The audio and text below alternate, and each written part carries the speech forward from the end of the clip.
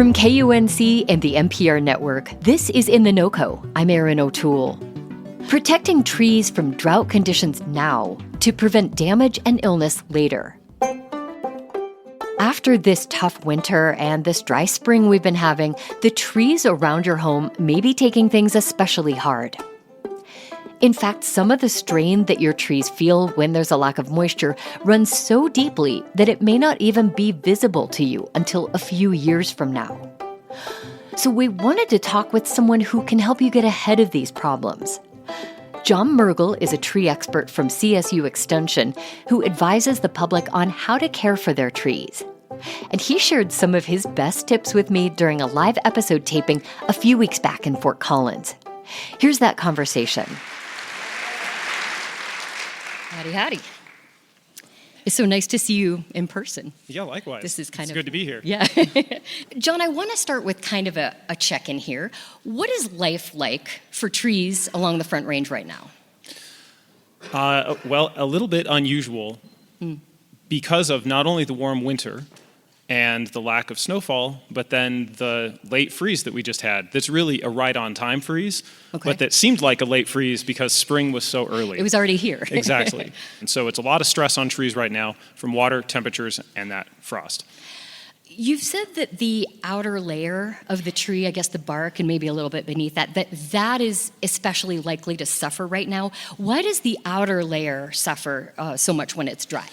Well, it's that the outer layer of the tree, not the bark itself, but just beneath the bark, as you said, that is really the most vibrantly active portion of that tree. So you think, all right, if you cut a tree across, you see the whole stump. It's really only the outer bit of that ring that is functional for moving water from the soil up, and it is only a very tiny sliver of the very outsides, just under the bark, that's responsible for moving sugars from the leaves back down into the roots for storage. And so that outer ring is most important and most vulnerable. Well, what is the right way then to help your existing trees? And how do you do it when lots of communities do have watering restrictions? At this time of year, trying to water your trees is really important because this is the time of the year that the tree is putting on new growth that will be able to move water in the future. So you can think about right now the tree is preparing to build the plumbing that it's going to use all year long. And it needs water to do that. And if it doesn't have much water, it won't build many pipes. And then that can have long-lasting ramifications. So even with watering restrictions, making sure that you get some water onto your tree, enough to get into the soil, is really important. And the best thing you could do for the tree right now is water it. Yeah, I know I actually watered my trees for the first time ever, just because I knew this was especially bad. Absolutely. And normally at this time of year, everything's greening up and we have lots of water in the soil already. And so your tree is fine without thinking about it much. But right now we're operating on a several inches deficit of precipitation. You can see big cracks opening in the front lawn. And that is a big hint that you need to get out there and water the tree. Right. You talked with our producer about kind of big picture advice for tree owners right now. And you said to remember that trees live on a different time frame, kind of a slower time frame than we do as humans. What do you mean by that, and why is it important to remember that? Sure. So trees have naturally a longer lifespan than humans do, and because they only grow once a year, and because stress accumulates on them gradually, things build up for them in a way that's very different from us experiencing stress. So if you imagine a separate example would be if I hit my tree with the weed whacker and take the bark off the base of the tree doesn't scream and fall over, but that still could have been a mortal wound to the tree.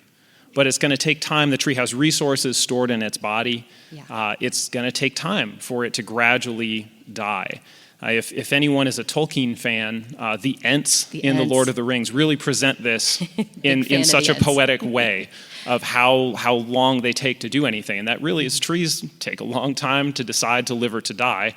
And by the time they decide to die, you might not have time to do anything about it. And so that's why it's important to be ahead of the game and making sure that you're watering the tree and paying close attention to it so you catch the signs early if something is a problem. Yeah, good to know. So if your tree is looking stressed right now, that likely happened months or years ago. Yep, the stress could have been a while back before you start seeing symptoms that are visible on the tree. Okay. I understand that you're getting lots of calls from homeowners in the foothills about mountain pine beetles right now. Why is mountain pine beetle an especially big concern right now?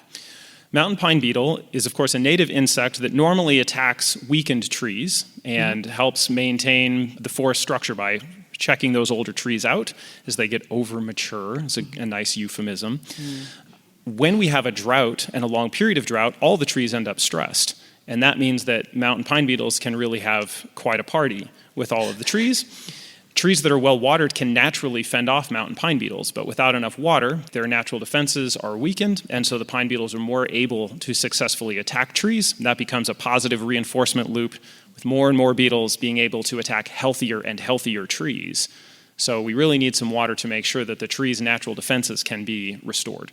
Let's talk about new trees. You say it's actually an okay time to plant most trees despite the drought, but it is important that they get plenty of water in the spring and again in the fall. Why are spring and fall the most important times to water?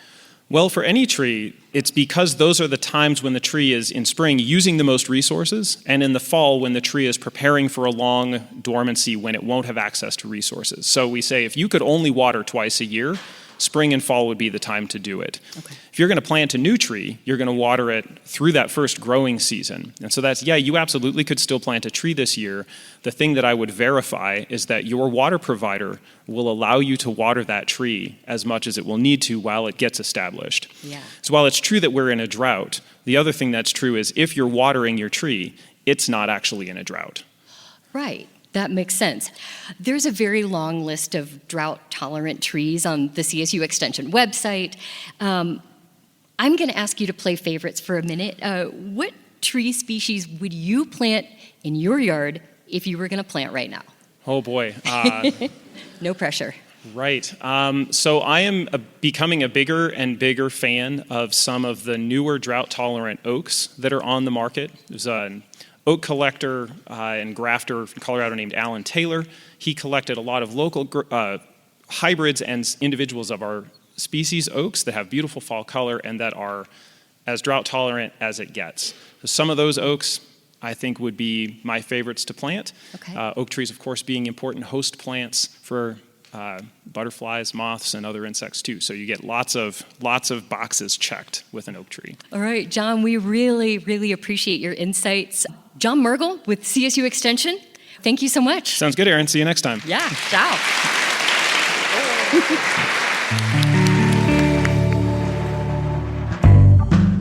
Advice on helping trees thrive during a drought. By the way, if you're thinking of planting new trees, John mentioned a few especially thirsty varieties that he does not recommend planting. He says birches and maples are not a good choice in our increasingly dry climate. If you want more advice on caring for plants in this dry year, we'll have links to more conversations with CSU Extension experts in our show notes and at kunc.org. That's it today for In The NoCo. I'm Erin O'Toole. Thanks so much for listening.